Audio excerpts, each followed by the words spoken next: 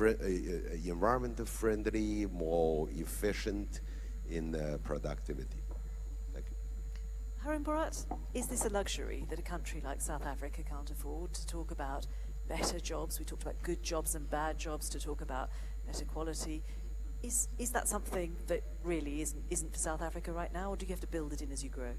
Yeah, I mean, so that goes to the core of many of the debates in the South African context, where on the one hand you necessarily are interested in decent jobs, but on the other hand, jobs are a necessity in an economy starved of any form of employment.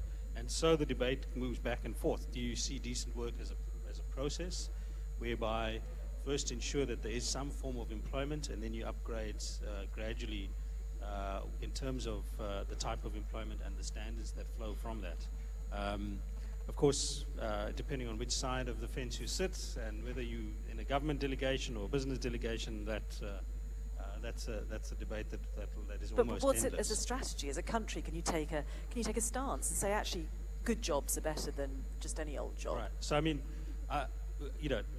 close on 20 years after democracy, I think we've pretty much looked at decent work, and those in employment in terms of the ILO conventions are adhering to a fairly high level of decent work, and wage levels are collectively bargained and so on. But those outside, the 4.5 million unemployed, the cost of providing them with decent work in the short run is incredibly high, and therefore you're in this low-level equilibrium sort of growth trap.